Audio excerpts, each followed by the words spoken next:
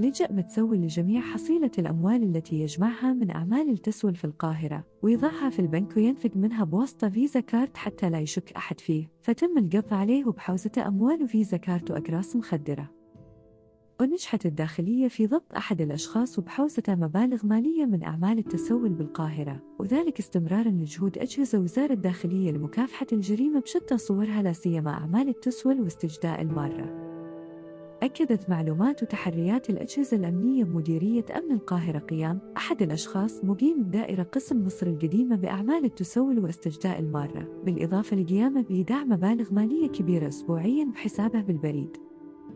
عقب تقنين الإجراءات تم ضبطه وبحوزته مبالغ مالية، فيزا كارت، 18 قرص لعقار التامول المخدر، وبتفتيش مسكنه عثر بداخله على مبالغ مالية عملات أجنبية ومحلية. وبمواجهته اعترف بأن المبالغ المالية المضبوطة بحوزته من متحصلات نشاطه غير المشروع، وأن الأقراص المخدرة المضبوطة بقصد الإتعاطى، فتم اتخاذ الإجراءات القانونية.